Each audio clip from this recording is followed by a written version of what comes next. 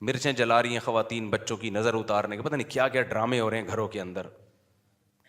انگریزوں کو دیکھا مرچیں جلاتے ہیں، ان کے بچوں پہ کیا ہو جاتا ہے. چھوڑ دو بس، جو ہمیں سورہ فلق سورہ ناس آیت الکرسی، اس سے آگے بڑھنے کی کوشش مت کرو. پہلے دیوبندیوں بریلویوں میں یہ دھندے تھے، اہل حدیثوں میں بھی یہ دبا کے دکانیں چلنا، اہل حدیثوں میں یہ نہیں تھا پہلے، اب اہل حدیثوں میں بھی دبا کے یہ دھندے الحمدللہ شروع ہو گئے. جن چڑیل بھوت سنت رقیہ اور غیر سنت رقیہ، تو وہ بھی ماشاءاللہ ان کی بھی دکانیں اب چل رہی ہیں اس میں. تو دیوبندی بریلوی میں تو پہلے سے ہی ہول سیل کے حساب سے تھا. پہلے بریلویوں میں بہت تھا، اس کے بعد دیوبندیوں نے آیا تو دیوبندیوں نے بریلویوں کا بھی ریکارڈ توڑ دیا. اب اہل حدیث اس میں الحمدللہ ان میں بھی آ رہے ہیں کچھ چڑیل بھوت اور اس ٹائپ کی چیزیں. تو بچاؤ اپنے آپ کو ان فضول چیزوں سے.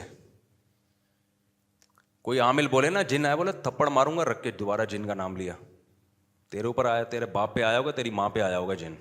جب تک یہ کانفیڈنس نہیں ہوگا نا، جنات آئیں گے. کیونکہ جن آپ کا کانفیڈنس دیکھتا ہے، جو جس میں کانفیڈنس ہی نہیں ہے ان پر یہ چیزیں اثر کرتی ہیں. اور 99.9% نفسیاتی بیماریاں ہوتی ہیں. بچے کو جب آڑا ترشا ہونا شروع ہو جائے نا، اٹھ پٹانگ باتیں کر رہا ہے، فوراً کسی نفسیاتی ڈاکٹر کو دکھا دو گے تو قابو میں آ جائے گا.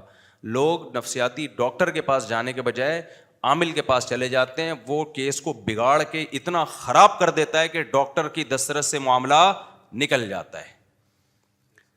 اور بچہ کہہ رہا ہے نا کہ مجھے چڑیل نظر آ رہی ہے، جن نظر آ رہا ہے. بھائی جب دماغی توازن ٹھیک نہیں ہوتا تو جو چیزیں ہوتی نہیں ہیں وہ نظر آ رہی ہوتی ہیں، یہ نیچرل ہے. دینی پروگرامز کی پروفیشنل میڈیا کوریج کا بااعتماد نام، میسج ٹی وی.